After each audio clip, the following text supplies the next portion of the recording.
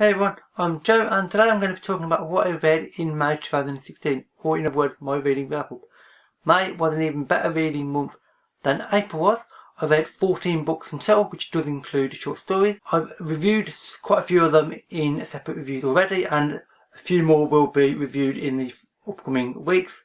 So this video shouldn't be as long as what 14 books dictates it would ordinarily be, I hope. Anyway, let's get straight onto the books. The first book that I read is an ebook which I read on my Kindle, and that is Every Heart a Doorway by Sean Maguire. This is a fantasy novel set around Eleanor West's school for wayward children, and the main character, Nancy, goes there when she has to leave her previous place where she lives, let's say, and all the characters in this book, the children, have their own essentially kind of like dimensions where they fit in. Their personality traits, normally one or two in particular, are so strong that they fit into these very peculiar dimensions, and most of them have then find ways to escape, or mostly accidentally. Actually, several of them would quite happily still be in their former places, and the ideas in it are really interesting. The emotion and the sort of atmosphere that Maguire manages to portray in this book is phenomenal. I loved this book. I'm probably not describing it as well as I should do, frankly, and I'll actually put a link to a review by Rachel or Calinardi in the description box below, because she reviewed it really well, and indeed she's the one that got me interested in it. This is a brilliant book, well worth reading, and I'd recommend it to anybody who wants an interesting fantasy book which is a little bit different, and it's really, really heartfelt as well. The next book is not just one book, it's actually a trilogy, and that is the Void trilogy by Peter F. Hamilton. This is made up of The Dreaming Void, The Temporal Void, and The Evolutionary Void. Overall, these three books are a SF Grand Space Opera trilogy. They are absolutely massive in total. It's 2,500 pages, which is pretty hefty. And this is one of my favourite space operas ever. I love these books. This is the fourth or fifth time I've read this trilogy now. It hasn't been out that long, or at least the third book hasn't. The third book was actually only released in 2010, maybe 2009. So it's 6 or 7 years old, which is relatively new by some standards, especially for me. And I love this trilogy. As I said, I'm going to review it in either next week or the week after, so I'm not going to say too much more. But basically, this fulfills everything I see in a grand space opera. It has lots of characters, a phenomenal setting, a very large and grand plot, twists and turns, and basically it's quite complicated and complex overall. So the review is not going to be easy to film. And frankly, I just really enjoy it. It's a good, fun book to read, albeit one that takes up some serious time overall. The fifth book is Bloat on the Landscape by Tom Sharp. As you know, I've been working my way through Tom Sharp books over the last 6 months, is it now? And every one, I've laughed so hard I've cried. This is not an exception. Again, laughing so hard, my face is bright red, and I feel like I'm going to break a rib. This is a humour book. In this one, it is about a couple, an unhappily married couple, who both truly hate each other, who live in this small countryside village. There is the idea of a motorway bypass going through the area.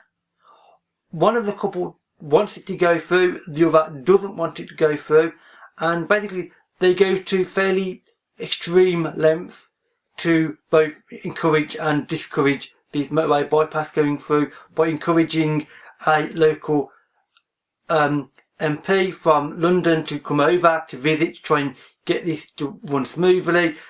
Absolute chaos reigns.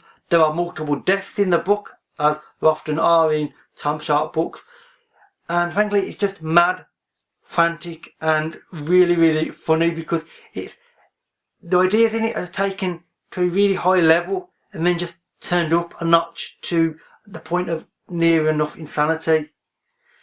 Basically, think of Spinal Tap, when in it the one guy has a speaker and he puts it up to 11. That's basically what these books are. It just turned up one notch higher, and it's kind of stupid but brilliant. Next was American Assassin by Vince Flynn. This is book 1 in the Mitch Rapp series. There are 14 of them in total. Vince Flynn died, sadly, 2 or 3 years ago now, so there won't be any more, at least not by Vince Flynn. I think another author will be continuing the series, but I'm not interested in them. This is the first book, despite the fact this wasn't actually written until about halfway through the series. This is kind of a prequel and a origin story to the main character, who is called Mitch Rapp, and then they inserted it at the very start, which does make sense. Mitch Rapp is a counter-terrorism expert, at least in the later books. In this, he is a normal guy who is getting trained and, learning how to be the legendary sort of figure that he becomes in the later books. The plot is solid. The characters are really good. My only slight complaint is Mitch Rapp sometimes picks things up a bit too quickly. His physical skills are learned almost excessively quickly. This is explained in the book, but it still seems a little bit silly, but it's only a very slight thing. It's a good, solid action / political thriller, and I am indeed going to be carrying on with reading these books. Basically, these are carrying on for me now that I've finished the Jack Reacher books by Lee Child. These are basically going to take its place for the next 6 months, year, however long it takes me. The next book was an ebook which I read on my Kindle, and that is Dark Run by Mike Brooks. This is a science fiction adventure inspired almost definitely by Firefly by Joss Whedon. So if you're a fan of that, which obviously I am, then you may well like this. I've done a separate review of this 3 weeks ago, I believe it was, so I will link that in the description box below. But it's a fun, fast adventure with a sort of ragtag group on this spaceship called the Keiko. They do a mission from a dubious individual. Things go wrong, chaos ensues, and then they have to basically sort of get themselves out of this pretty dangerous and potentially lethal situation that they're in. And frankly, I really enjoyed this book, and I would highly recommend it to pretty much anybody who likes science fiction frankly, and Firefly. The next book was also an ebook which I read on my Kindle, and that is Central Station by Lavi Tidar. I did a separate review of this, again, about 2 weeks ago, which I'll link in the description box below again. This is a science fiction, speculative fiction book. It is written originally as a series of short stories over the previous 5 years. They were published in different magazines and locations, and the idea was always for them to be put together into one format, which obviously this is, and for them to make one greater narrative, which they definitely do. Obviously the stories have been revised and modified, and there's 2 additional ones added at the end as well to make it truly mesh together and make an overall plot line. Each short story works on its own, and obviously works to be something far greater than the sum of its parts. I loved this book. I'm not going to say too much more because I've already done a review talking about it, but I would recommend this to anybody who likes a speculative fiction book with some really interesting ideas and a really interesting writing style which really makes you think. The next book is also yet another ebook which I read on my Kindle, and that is Infomocracy by Malka and Older. I did a review of this last week. This is a science fiction book. It is speculative fiction. The idea behind the book is that the world has essentially sort of got rid of the traditional government and politics that we use now. It's in the near future, and the system is what's called micro-democracy, where every 100,000 people form a sort of voting bloc essentially. There are tons of parties worldwide. Some of them are very, very local, like our current politics generally are. Some of them are truly global in scope and effect. A small cast of characters is trying to affect the various groups. One of them is trying to sort of balance it out. There is a fear that if this one party wins the current election and becomes the supermajority, then this will lead to complacency and highly likely to prove corruption, which does happen in real life. And I did a review of this, as I've said, so I'm not going to say too much more, but this is a really good book. It's a debut novel, and it's a really impressive debut novel. And also I found out that there is going to be a sequel of sorts, of some kind, to this book. I have no idea what that will be, whether it will be a direct sequel or more just based loosely in the same world. I don't know, but I'm definitely interested to find out. The next book is The Hollow Chocolate Bunny of the Apocalypse by Robert Rankin. I mentioned this in a video 3 weeks ago, I think it was. This, according to the author, is what he classes as far-fetched fiction. In other words, it is humorous fiction and what I would think of as just mad fantasy, basically. The idea of the book is that Jack, a 16, 17-year-old boy, is going from his sort of country little town to the big city. The big city is called Toy City. It used to be called Toy Town. He meets a character called Eddie Bear, who is a small stuffed teddy bear that can talk, which sounds mad, but it actually works in a really interesting and mad way. And all the old traditional fairy tale characters are getting slowly murdered by a serial killer. You know, like Humpty Dumpty is killed by having a great fall, although obviously the great fall might not be entirely what you think. And this is as mad and as weird as my description makes it sound.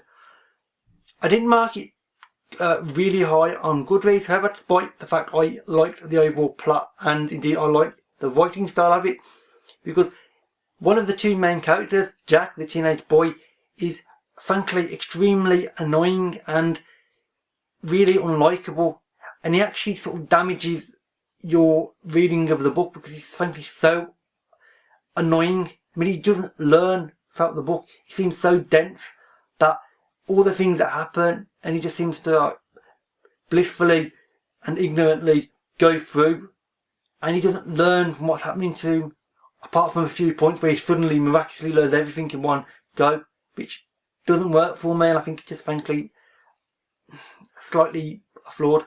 This is my first ranking book, however, and despite the fact that this one didn't quite work for me due to the main character, as I've said, it does make me want to read more Robert Rankin in the future, and there are quite a lot of Robert Rankin books, so I'm very happy to have read this because this has now turned me on to Robert Rankin finally. The next book is not just a book, it's actually a trilogy, and that is the Jean La Flambe trilogy by Hannu Vainimi. This is made up of The Quantum Thief, The Fractal Prince, and The Causal Angel. I actually had to buy this month as well because I've only got the first two previously. Overall, I really liked this trilogy. It is a science fiction trilogy, and the problem is I can't really describe it, or indeed describe why I like it, or describe the plot, or even the characters, because this book is so weird and so unusual that frankly I don't know the words to describe it, and I'm still quite confused over many points of this book. I did still like it though, because there's something about it just I couldn't help liking, despite the fact I can't name what it was exactly. I can definitely say though this book is the sort of book that will definitely benefit from a reread in a few years' time. Maybe in 2 years I'll reread it and it will almost certainly make more sense then, because obviously I'll already have certain ideas in mind, and then the smaller details will all click into place, I would think, and that's what I've heard other people say.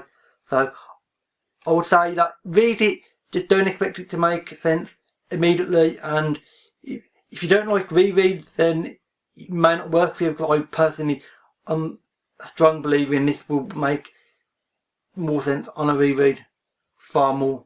The last book was The Last Wish by Andrew Sapkowski. At least that's what I'm going to call him, as he's a Polish author and his name is not entirely familiar to me. This book may be familiar to some people, indeed the main character, who is called Geralt of Rivia, because they have based the Witcher computer games, of which there are currently 3 of on these books. There are 7 books in total. This is the first of them. It is a fantasy novel about Bloat. He is a witcher, or essentially a sort of mercenary monster hunter. He wanders across this fantasy land, killing monsters and then making people pay him for doing so. I wasn't sure what to expect from this, frankly. I thought it'd be good, but only merely good, sort of good, solid fantasy adventure. I was actually surprised because it was actually a very good fantasy adventure. The character of Bloat is really interesting, and he's actually developed more than I expected him to be. The way he goes after these monsters is also not in a usual way. It's in a really clever and well written manner. And frankly, I actually really did like this book, and I definitely want to read more of them. I didn't buy this myself. I was actually sent this from the publisher, Orion, or in this case the imprint, which is Golan. Stevie from Sable Court, who works for Orion, asked me would I like a copy of this, and obviously I said yes, because frankly, who doesn't want a free book? I mean, I'm not going to say no. And I'm going to say thank you to Stevie for sending me this, because I really, really liked it, and I'm definitely interested in reading more of them, and I'm half tempted towards thinking about the computer game now as well, but I'll see about that in the summer. So with that said, that's it for this video. If you've read any of these books or would like to read any of them, then please leave a comment below and we can have a conversation as always. All my social media links, along with the links to my reviews and Rachel's review, can be found in the description box below as well. And that is it for this video. So thank you for watching, and I'll see you another day. Bye for now.